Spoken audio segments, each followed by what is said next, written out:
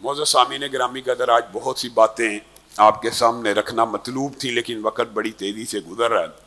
तेज़ी से उन बातों का अहाता करेंगे। सबसे पहली बात कि कल 15 मार्च को हुकूमत पाकिस्तान ने तहफ़्फ़ुज़ नमूस रिसालत के दिन के हवाले से एक नोटिफिकेशन का इजरा किया। ये बहुत बड़ी सआदत और खुशी की बात है। हुकूमती लेवल के ऊपर रसूलुल्लाह सल्लल्लाहु अलैहि वसल्लम की हुर्मत और उनकी नमूस के हवाले से आवाज़ को उठाया जाना, खिराज अकीदत, खिराज तहसीन पेश करते हैं। लेकिन साथ में एक बात ज़रूर कहना चाहते हैं कि सोशल मीडिया के ऊपर जो तौहीन हो रही है, कुछ लोग इसके ऊपर पर्दा डालना चाहते हैं और मेरे ऊपर और उन लोगों के ऊपर और जमी उन मुसलमानों के ऊपर उंगली उठाते हैं कि ये जी तौहीन के पर्चे कटवाते हैं। ये जी याद रखना, तौहीन का पर्चा आसानी से नहीं कटता, पूरी दलाइल और उसकी रोशनी के बाद और उस मवाद के बाद कटता है। ये कोई ऑटोमेशन सिस्टम नहीं है कि किसी ने तौहीन किया तो पर्चा कट गया। इतना आसान नहीं है। मानते हैं कि दर्द दिल रखने वाले पुलिस एहलकार FIA के डायरेक्टर हैं, लेकिन एक एक मुकदमे के पीछे परसू करना पड़ता है, एहतजाज करने पड़ते हैं, फिर कहीं जाके पर्चे और मुकदमे होते हैं। तो ये कहना कि एक माफिया जो नमूसे रिसालत के ऊपर पर्चे कटवाता है ताकि लोगों से पैसे बटोरे, इससे बड़ी झूठ और इससे बड़ा बुहतान कोई नहीं। और ये बुनियादी तौर के ऊपर इस कानून के ऊपर ज़रब देने के लिए बात की जाती है। हमारा मुकदमा ये है, अगर कोई किसी के ऊपर तौहीन का झूठा मुकदमा कराए तो जो झूठा इल्जाम लगाए उसके ऊपर भी तौहीन का पर्चा होना चाहिए, क्योंकि वो अगले की जुबान में वो जुमले डाल रहा है जो उसने नहीं किए। लेकिन अगर किसी के जहन में ये आ रहा है कि ये जो तौहीन के पर्चे हुए ये जैली हैं, अल्लाह की कसम वो उस मीडिया के और NGOs के प्रोपोगंडे का शिकार है। एक ऐसा शख्स जो बेगुनाह हो आए, कुरान बोर्ड, उलमा हमारे सामने, हम हत्ता के देखें रिसाई कितनी आसान है। जो अशखास ये मुकदमे लड़ रहे हैं वो बराह रास्त मेरे राब्ते में भी और खुली ऑफर है। कोई बंदा जो अपने आप को मजलूम समझता आए, सबूत दे, एविडेंस दे, उसके साथ खड़े होंगे। यहां पे बहुत से लोग आए, हमने उनको कहा आप बेगुनाही का सबूत दें, उन्होंने कहा ये है हलफ है। उनसे बात की, मैं आपको सच्चे बात बता रहा हूं, उन्होंने उन बच्चों के एविडेंस दिए कि ये आपके बच्चे ने किया। जब उन वालिदैन के सामने रखा वो भी रोना शुरू हो गया।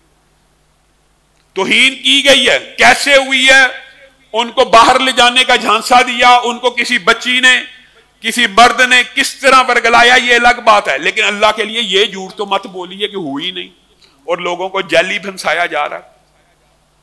सबसे ज्यादा जैली मुकदमात तौहीन के अहले हदीस मकतबा फिक्र के ऊपर होते हैं। लेकिन इसका यह मतलब नहीं है कि तौहीन का कानून ही खत्म कर दिया जाए। आपको पता है अहले हदीस उलमा पे तौहीन कुरान के पर्चे होते हैं। कैसे? जिसने कुरान जला दिया, कोई आलिम दीन कुरान को तौहीन की नजर में जला सकता है? अल्लाह की कसम नहीं जला सकता। सारे जैली होते हैं। तो अहले हदीस खड़े हो जाएं कि ये कानून खत्म किया जाए? ये नहीं हम कहते। हम कहते हैं कानून का दुरुस्त इस्तेमाल किया जाए। कत्ल के कानून को भी गलत इस्तेमाल किया जाता है, मुख्तलिफ कवानीन को गलत इस्तेमाल किया जाता है। ये मुआशरे की एक रस्म है, एक ट्रेंड है।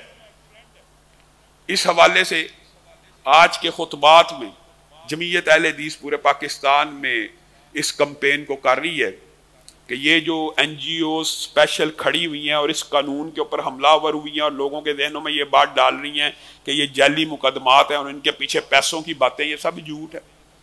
कोई अगर ऐसे मुकदमात हैं तो हम बेगुनाह लोगों के साथ हैं। कानून के गलत इस्तेमाल को हम भी रोकना चाहते हैं। ये बात भी दुरुस्त है कि लड़ाई झगड़ा होता है, इल्ज़ाम लगा दिया जाता है, लड़ाई झगड़ा आपस में जाती मुखासमत में, तो इनको रोकना चाहिए। लेकिन इसका मतलब ये नहीं है कि इस कानून को खत्म कर देना चाहिए। दूसरी अहम बात यह है कि रसूलुल्लाह सल्लल्लाहु अलैहि वसल्लम ने तबूक के अंदर और मुख्तलिफ गज़वात के अंदर मुतअद्दिद मरतबा ये कहा, इस्लाम को आज तुम्हारे मालों की जरूरत है। जब खास तौर पे तबूक में कहा ना, इस्लाम को आज तुम्हारे मालों की जरूरत है, आज के दिन इन्फाक फी सबीलिल्लाह करो। हजरत उमर ने यह सोच लिया, आज मैं ऐसा इन्फाक फी सबीलिल्लाह करूंगा कि अबू बकर से भी सबकत ले जाऊंगा।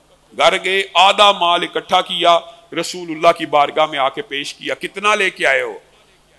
اللہ کے رسول آدھا اللہ اور آپ کے لیے اور دین کے لیے جمع کیا، باقی آدھا گھر والوں کے لیے چھوڑا ہے۔ اور رسول اللہ صلی اللہ علیہ وسلم خوش ہوئے۔ جنت کی بشارتیں تو حضرت عمر کے لیے ویسے متعدد ہے، شیطان اس راستے پہ نہیں چلتا جہاں پہ وہ چلتے ہیں۔ اور حضرت عمر آپ دیکھ رہے ہیں، جب بندہ انفاق کرتا ہے اس کی انسانی فطرت ہے، دیکھ رہا ہے دوسرے نے کتنا کیا دیا۔ مختلف لوگ مختلف انفاق لے کے آ رہے ہیں، عمر کے درجے پہ کوئی نہیں۔ حضرت ابو بکر آئے ہیں، کچھ مال اٹھایا ہوا، رسول اللہ صلی اللہ علیہ وسلم نے پوچھا ابو بکر کتنا لے کے آئے ہیں؟ کہا اللہ کے رسول یوں سمجھیے گھر میں جھاڑو پھیر دیا، جو کچھ تھا کل اللہ کے راستے میں لے کے آ گیا، کل لے کے آ گیا۔ حضرت عمر کہتے ہیں اللہ کی قسم یہ وہ دن تھا جب عمر نے ارادہ کر لیا اور پختہ سوچ بنا لی کہ ابو بکر سے کبھی مقابلہ کرنا ہی نہیں، پورا مال ہی اللہ کی بارگاہ میں۔ عثمان کون ہے جو 100 اونٹ دے گا اس کو جنت کی بشارت ہے؟ عثمان کھڑے ہوئے 100 اونٹ دیے۔ کون ہے جو 100 اونٹ دے گا؟ اللہ کے رسول دوبارہ آپ کی زبان سے جنت ملے گی؟ مفہوم یا جی ہاں، پھر 100 اونٹ دے دیے، پھر اعلان کیا کون ہے جو 100 اونٹ دے گا؟ حضرت عثمان نے کہا اے اللہ کے رسول ایک مرتبہ پھر آپ اسے جنت کی بشارت دیں گے؟ جی ہاں، پھر 100 اونٹ دیے۔ 7 مرتبہ رسول اللہ نے اعلان کیا کون ہے جو 100 اونٹ دے گا میں اسے جنت کی بشارت دوں گا۔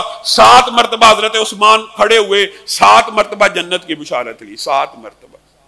اور پھر رسول اللہ نے دینار مانگے تو حضرت عثمان نے سونے کے دینار رسول اللہ صلی اللہ علیہ وسلم کی جھولی میں پھینکے۔ رسول اللہ ان دیناروں سے کھیل رہے ہیں اور کہہ رہے ہیں ما ذر عثمان ما عمل بعد اليوم، اے عثمان آج کے بعد سارے عمل بھی تو ترک کر دے تو جنت الفردوس میں داخل ہو جائے گا۔ یہ انفاق فی سبیل اللہ اور اللہ رب العزت کی بارگاہ میں خرچ کرنا رمضان کی عبادات میں سے اہم عبادت ہے۔ پچھلے خطبہ پورا اس موضوع پہ دیا اور آپ سے اپیل کی کہ دین کے ان اداروں کے اندر اپنے زکوٰۃ صدقات عطیات دیجئے۔ دین کے یہ ادارے سب سے زیادہ مستحق ہیں کیونکہ دین کے ان اداروں سے سب سے زیادہ آپ لوگوں نے منہ موڑا ہوا ہے۔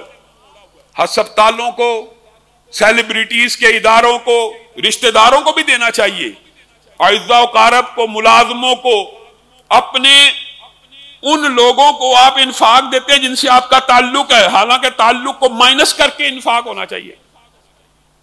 اور انفاق کا سب سے بڑا مصرف وہ ادارہ ہوتا ہے جہاں پہ قرآن و سنت کی تعلیم دی جائے، ایک قاری بھی پیدا ہوگا صدیوں اس کا اجر و ثواب آپ کو ملے گا۔ تو دین کے اس عظیم الشان ادارے کے ساتھ آپ تمام احباب رمضان میں اپنے زکوٰۃ صدقات اور عطیات سے کھل کے زیادہ سے زیادہ تعاون کریں۔ آخر میں 3 اعلانات، ایک تو اعتکاف کا جو رجسٹریشن ہے وہ کھول دی گئی ہے اور وہ تو خیر پچھلے جمعے سے ہم نے اس کا افتتاح کر دیا۔ اس دفعہ کچھ سیٹوں کو بڑھایا گیا، تو جو مرد و خواتین اعتکاف بیٹھنا چاہتے ہیں وہ 17 رمضان سے قبل اپنا فارم داخل کروا دے، جمع کروا دے۔ اور اس کے علاوہ حفظ قرآن کے جو داخلے بچیوں کے لیے اور بچوں کے لیے دونوں کھلے ہیں۔ آپ داخل کرانے سے پہلے اساتذہ کو یہ ٹارگٹ دے کہ ہم نے بچے کو 5 سپارے حفظ کروانے ہیں، 1 سپارہ حفظ کروانا ہے، 10 سپارے حفظ کروانے ہیں، حفظ بعد ترجمہ کروانا ہے، حفظ بغیر ترجمے کے کروانا ہے۔ اس انداز میں آپ نے اپنے بچوں کو داخل کرنا۔ ضروری نہیں ہوتا ہر بچہ پورا قرآن پڑھے اور ہر بچے کی یہ استعداد بھی نہیں ہوتی۔ اپنے بچوں کو ضائع مت کیجیے۔ 5 سپارے کوئی حفظ کرنے کی صلاحیت رکھتا ہے اس کے 5 سپارے پختہ کروا دیجیے، پکی منزل کے 5 سپارے کافی ہیں، اللہ کی قسم کافی ہیں۔ آپ اس کنسپٹ کو بدلیے۔ اور آخر میں یہ اعلان ہے کہ اللہ کے فضل و رحمت سے اس منبر سے جو خطبات سیرت النبی کے عنوان سے دیے ہیں ان میں سے 100 کے قریب خطبات 2 جلدوں میں کتابی شکل میں باہر موجود ہیں۔ جو ساتھی ان کتابوں کو خریدنا چاہے وہ بھی خرید سکتے ہیں۔ آخر میں بہت سے ساتھیوں نے یہ کہا ہے کہ نماز جمعہ کے بعد دعا کریں، تو انشاءاللہ ہم نماز جمعہ کے بعد دعا کروائیں گے۔ سبحان ربک رب العزت عما یصفون